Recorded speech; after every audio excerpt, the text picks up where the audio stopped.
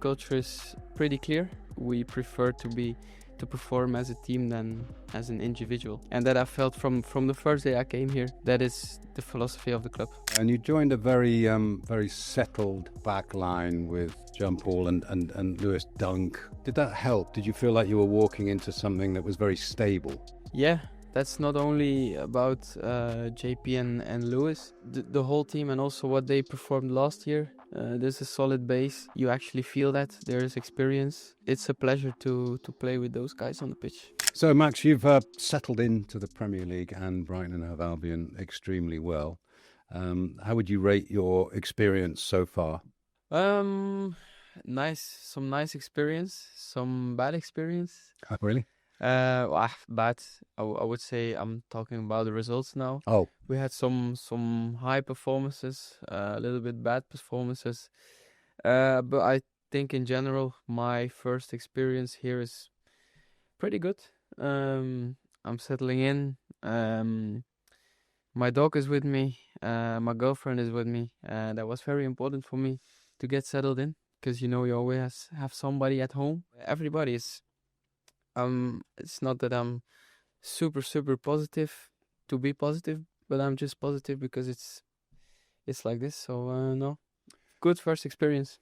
The Premier League likes to say, or when a player comes to the Premier League for the first time, it's a challenge and it will take time to adapt. But you seem to have found it quite smooth. It's a little bit how I am, I guess. It's also in life that I can adapt quite quickly to different cultures or different people. So it's positive for me that I adapted quite quickly. We're not there at the level that I have to be.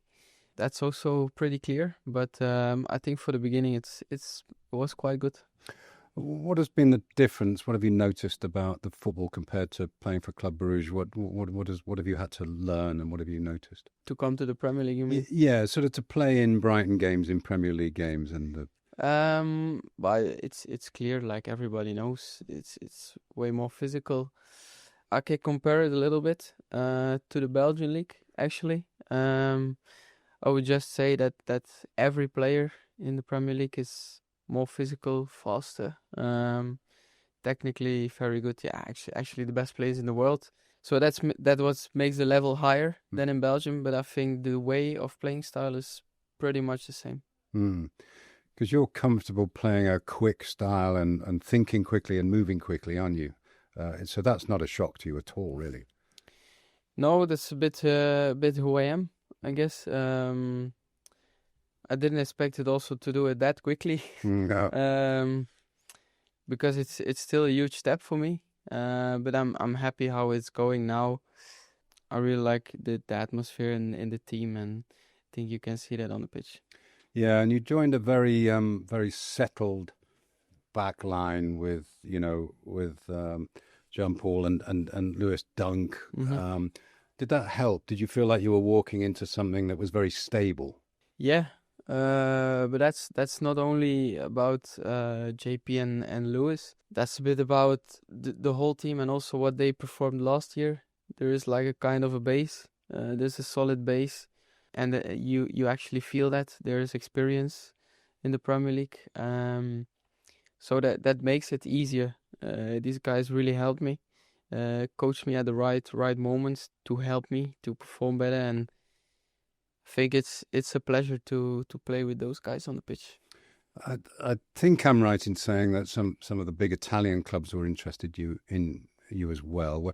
What was it about Brighton that made you think that was a good next step in your career? Because I think the philosophy of Brighton was the philosophy that suits the most.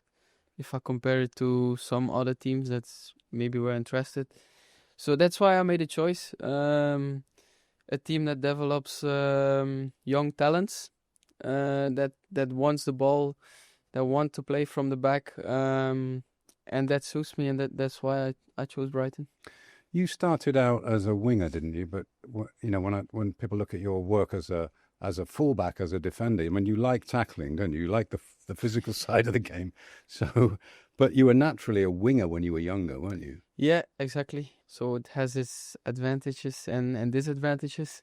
I'm pretty good in the attacking part of the game, and I still have to develop in the defensive part of the game. So it brings in several elements of the game that can help me, and that I struggle a bit. So yeah, that's why when I was 14 or 15, they decided in the youth teams of Bruges to put me as a fullback instead of a winger. And that's where I started to defend. So yeah. I always think you should get paid double as in your position because you have to attack and defend all the It's time. true. You have to. You don't have to tell me. You have to tell the right person. Then. I'll tell the club. Yeah. Brighton's fullbacks are encouraged to attack. Is that now the strongest part of your game, doing damage to the opposition? Yeah, I think so. I think if I can help my winger in the best possible way, to put him in the best possible way to attack his defender, I think then my job is done. To give them space sometimes when they are 1v1, to help them if they are 2v1 sometimes. So it's a bit adapting to who is playing in front of you and try to fit as much and help as much as possible each other and put each other in the best possible way to attack. Can you tell us what it's like playing behind or alongside quite often Karim Matoma, because there's a player of incredible skill and movement. It must be nice to work with him in tandem. Yeah, for sure. You see that on the pitch that he has something different than any other player, and it's a pleasure to play with a player of this profile. Really, I really like this profile because he feels football. He knows when to go. He knows when to defend. He knows when to play the ball. He knows when to go 1v1. So that makes it a lot more easier for me as a fullback. So it's a pleasure to have this kind of players.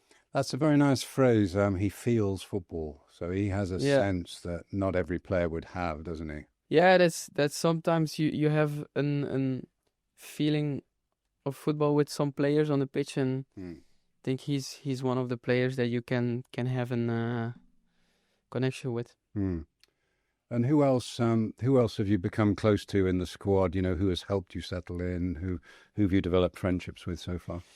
It made me easy because there are some Dutch guys in the team, so we speak the same language. Yeah. So I knew Bart from Belgium. I didn't know any other guys, but when I came here, JP was there, Ferdy, Mats, Joel. We have a lot of Dutch guys. Also our goalie, the goalkeeper's coach is also Dutch. Now the set piece coach is Belgian, so it makes a lot more easier when you can speak sometimes your own language over here. Yeah, you strike me as a very confident player. You're confident in yourself. Did you always have that from a young age? No, because I always was a little bit late mature. So I wasn't that fast. I wasn't that strong, and I always had to fight against bigger boys. So I was a little bit like, I wasn't so confident. So I had to learn that through the years. Right. But maybe it's an advantage for me that I always had to fight. Yeah. In the youth teams against the bigger boys. So what age were you when you started to feel, I'm going to get there? You know, that was pretty late actually. I think around maybe 18.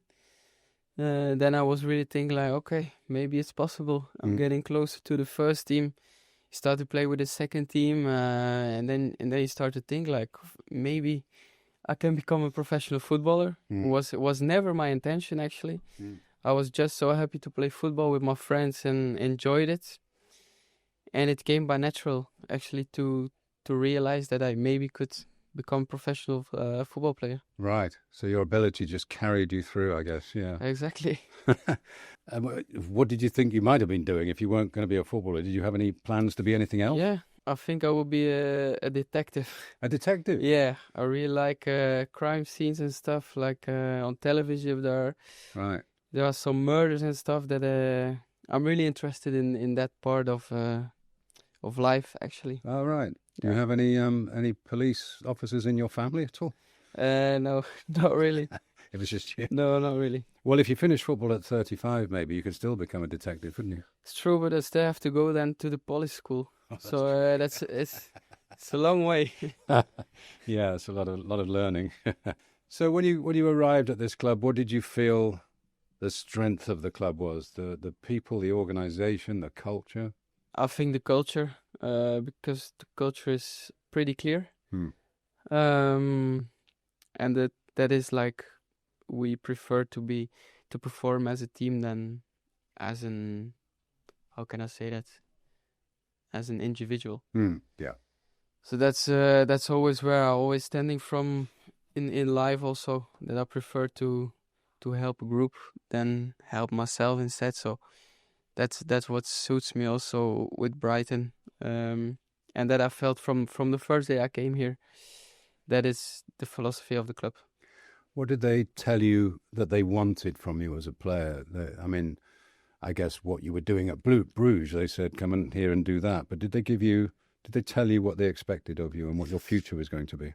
Well, not really. I think it's just the feeling between each other was really good to work together to start a new chapter. They didn't tell me what I have to do. No. But they just gave me the confidence to sign at this club. And you could see that already. I played in the beginning of the season some games already. So the confidence works in both ways, and that was a bit the case.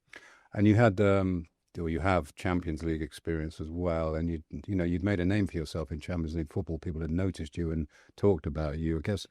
I guess that helped as well. If you can walk in here as somebody who's proved themselves in Champions League football, that gives you an extra confidence, doesn't it? Yeah, that helps. Because there are also some other players that come to the club and doesn't have that experience, so that really helped me to adapt also to the level.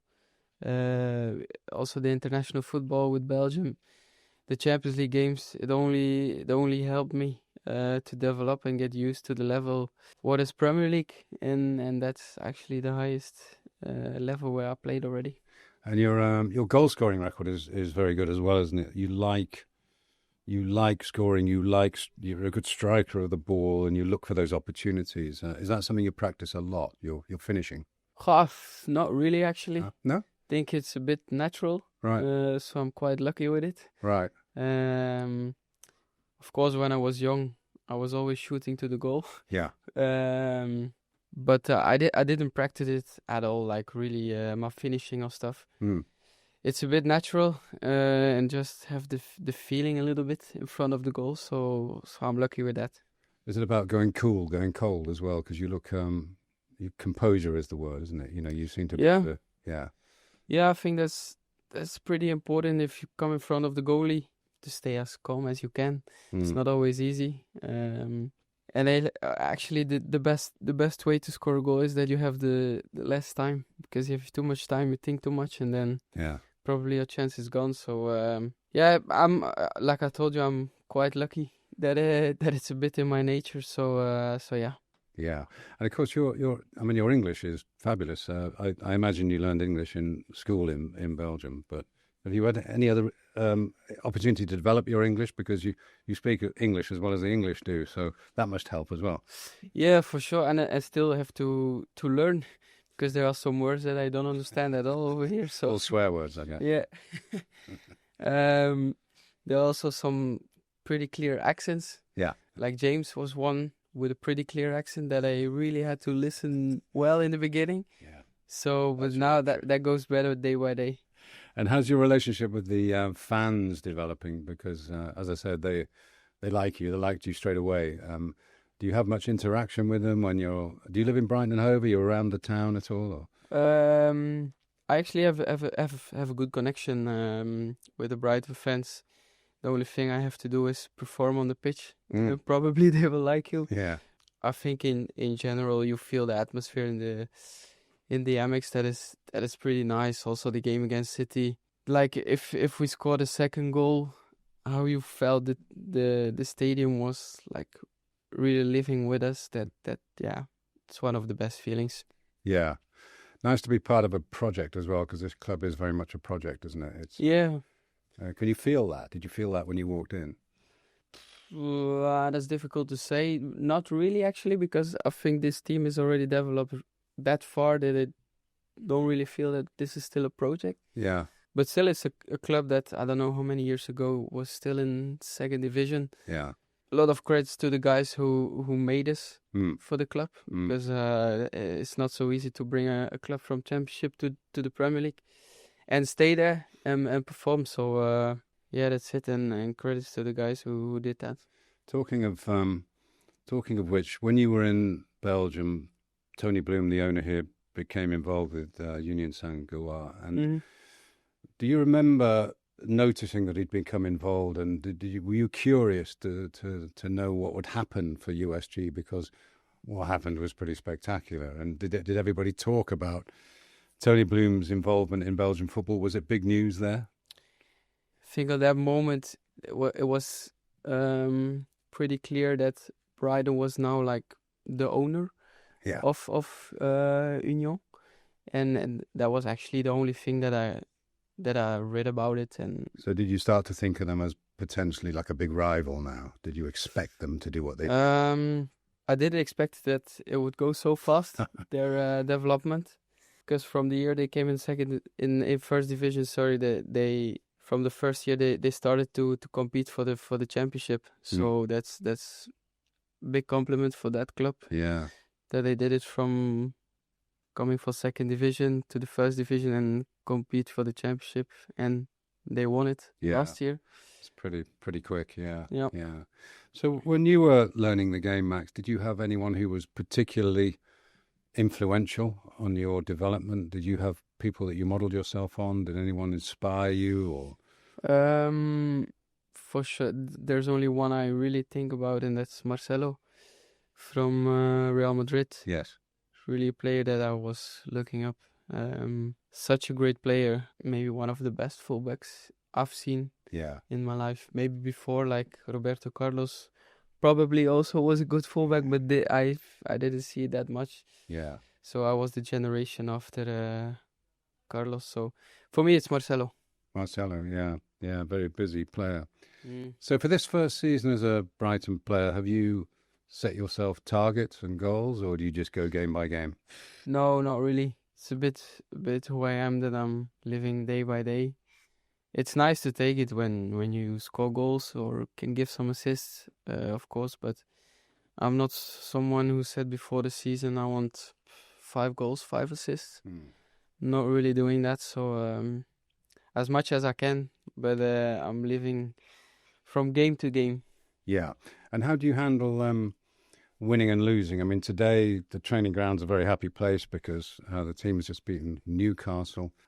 It's harder when you lose. It's painful. Everybody goes into themselves a little bit more. How do you manage that in your career? Do you try and stay on a level? I had a bit both ways of playing. That was in Bruges, that we had to win every game. So I'm used to that pressure. But I also had a loan of 2 years in another Belgian club, Westerlo. Yeah. And there I actually learned to lose, because I always played in the youth teams of Bruges, and there you always had to win the games. Yeah. And then suddenly you come to a club that losing is okay.